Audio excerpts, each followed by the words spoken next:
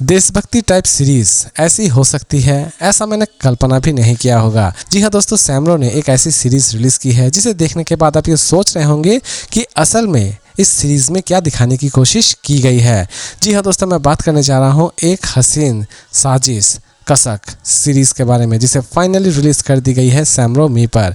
इसके total 6 episode release किए गए हैं और हर एक एपिसोड लगभग आधे घंटे की है, यानी कि इसकी हर एक एपिसोड उतनी भी ज़्यादा लेंथी नहीं है।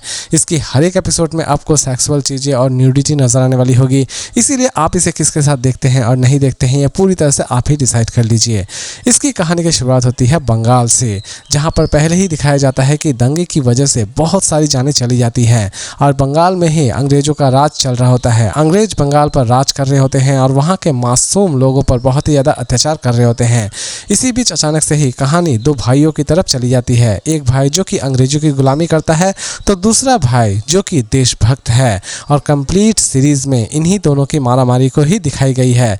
जी हाँ दोस्तों, एक भाई जो कि दूसरे भाई को किसी भी तरह से नुकसान पहुँचाना चाहता है और दूसरा भाई जो कि सिर्फ और सिर्फ अपनी धरती माँ को ही, यानी कि भारत माँ को ही प्यार करता है। और दोनों की लड़ाई कहाँ पर जाकर खत्म होती है, ये तो आपको इस सीरीज को देखने के बाद ही पता चलने वाली है।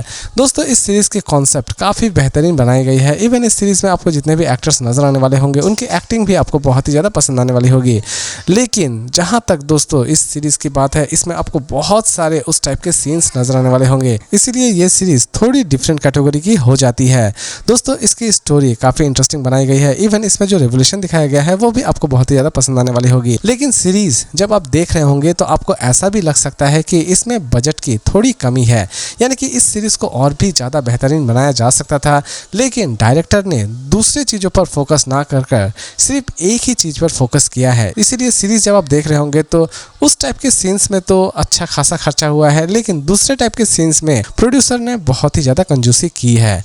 ओवरऑल ये पूरी की पूरी सीरीज एटलीस्ट आपको एंटरटेन तो जरूर करेगी। इस सीरीज में आपको एक ठरकी अंग्रेज भी नजर आने वाला होगा, और ऐसा ठरकी अंग्रेज शायद आपने अपने पूरे लाइफ में नहीं देखी होगी। इवन आप ये भी कह सकते हैं कि आपने किसी मूवी या फिर सीरीज में नहीं देखी होगी।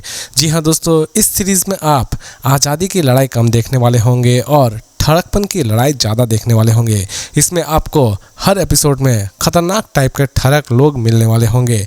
लेकिन जहाँ तक आज़ादी की बात है, यानी कि रेवोल्यूशनरीज की बात है, वो आपको यहाँ पर थोड़े कम नजर आने वाले होंगे। जी हाँ दोस्तों, इस सीरीज में आप एक्चुअल में सिर्फ और सिर्फ उसी चीज़ पर फोकस करते हुए ज़्यादा लोगों को देखने वाले होंगे और अपने देश की आज़ादी के लिए लड़ते हुए बहुत कम लोग नजर आने वाले होंगे। ओवरऑल जब आप इस सीरीज को देख रहे होंगे तो आप कंफ्यूज रहने वाले होंगे कि असल में हम देख क्या रहे हैं, किस बात की आज़ादी की लड़ाई ये लड़ रहे हैं। लेकिन हो सकता है कि इसके प्रेजेंटेशन आपको उतनी भी ज़्यादा पसंद ना आए।